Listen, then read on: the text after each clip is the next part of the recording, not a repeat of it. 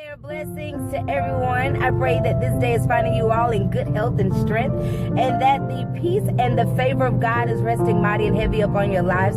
This is your girl, Deshaun Hall. I am the author of The Waiter's Guide Through Singleness, that's soon to be released.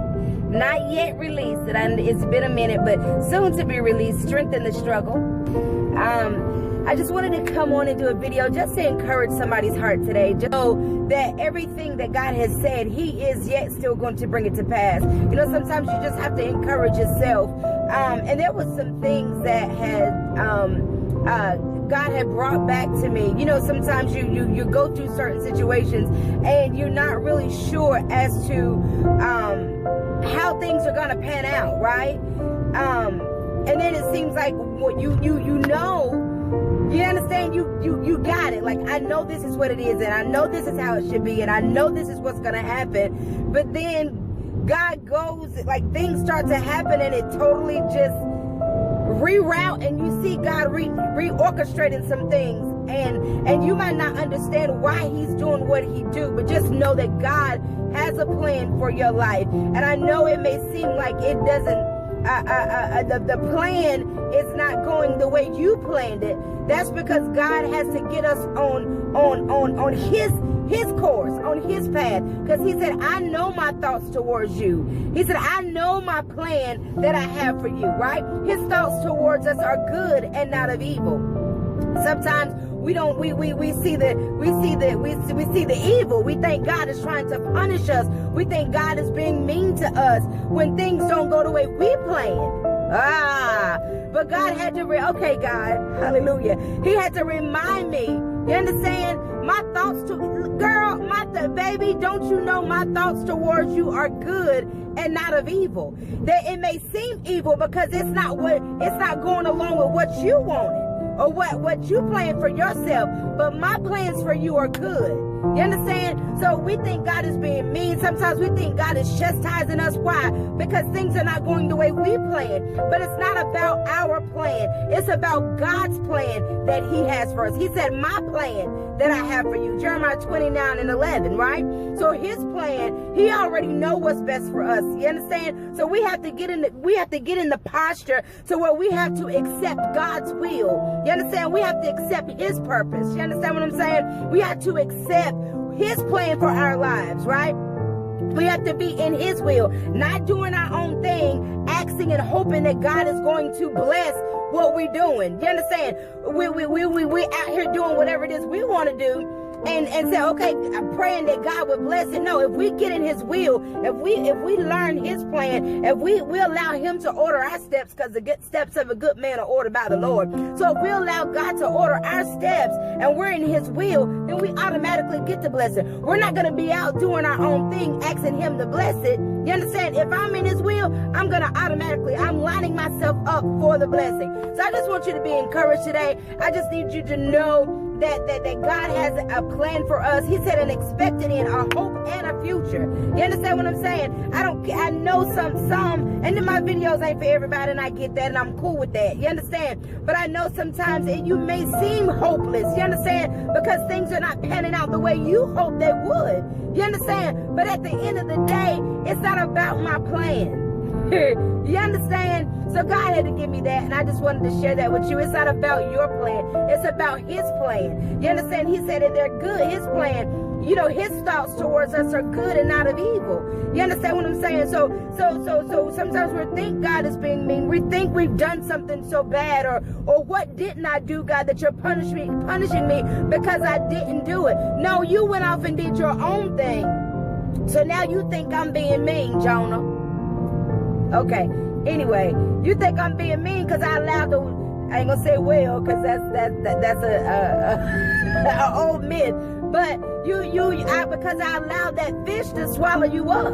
You understand? You think I'm being mean to you. I wasn't mean. I was actually saving your life. That was my way of getting you still so you can hear me. You understand? Because had I not allowed whatever happened, whatever situation to arise, had I not allowed it, you'd have kept going on in your own way. You'd have stayed outside my will. You'd have stayed unprotected. You would have never reached destiny. And you got to reach destiny because there's lives. connected to you. Pretty much what I was saying is, I got super excited, then my phone shut off, whatever. But what the Holy Ghost was saying, okay, we have to make sure that we're lined up with the will of God, in the will of God, because if we're not in His will, it's not only hindering us, but it's hindering those that are connected to us, right? So even the Holy Ghost was using Jonah as a reference. Even with Jonah, you know, it wasn't even so much about the people. It was about the people, but God had to show Jonah some stuff about Jonah. You understand what I'm saying? So it took that pause. Jonah it took him being still in order to get the understanding that God needed to get to him, in order for Jonah's mind to be renewed. You understand? Purpose connected to what? Let me just say this: there's purpose connected to everything that you're going through. Whether it's a lesson for you, whether it's to get you still, or to get you in a place to where you'll be a blessing, to where you can be a blessing to somebody else. Just know that whatever it is, whatever you're facing today, whatever you've gone through, I don't care what it is, whatever's at bay right now, whatever you're facing, whatever opposition, whatever test, whatever trial you're in right now, God shall be glorified through it. He said, and one of my favorite scriptures that I've just held on so tight, okay, I've held on so tight to, he said, our sufferings at this present time are not worthy to be compared to the glory that shall be revealed. Now, why would he write that? Why would Paul, okay? Why would Paul write that? My sufferings at this present time are not worthy to be compared to the glory that shall be revealed. So that means whatever I'm going through, it's so that God can get glory. So God, I thank you that you chose me to go through what I'm going through. Even at the time, I didn't understand, God, this right here, and it may have seemed that like it was a bit too much. Like, God, I don't know now. I don't know how much of this I can bear. But He knows. Because why? He said He won't put no more on us than what we can bear. So He knows, even when we feel like we can't go no further, even when you feel like, okay, I can't lift another burden, I can't carry another burden, I don't want nobody coming to me telling me nothing about them, because I'm carrying enough on my own. Okay? Yeah, that part. But when we get to that point, God knows how much we can bear. You understand what I'm saying? I know sometimes we go through and the pain seems unbearable, whether it's through emotional hurt, whether it's through sickness, whether it's through ailments in your body, whatever it is, mental illness, whatever. Whatever it is, you understand? Sometimes it seems overbearing. You know what I mean? Excuse me, I'm sorry. But you just got to know that the word of the Lord said He will not put no more on us than what we can bear. You understand? And I love a song. It's a secular song. However y'all want to look at it. She was secular when she sung it. But anyways, Whitney Houston, she's one of my favorite songs that she could have ever sung, other than I Will Always Love You. Other than that one, right? She sung a song that says, I didn't know my own strength. You understand? You don't know how strong you can be. You don't know how courageous you can be. You don't know how powerful you can be until a situation arises that causes you to walk in that power, that causes you to walk in that strength, that causes you to walk or activate that gift, I guess you would say. You know what I mean? You don't know what you can do until you try it.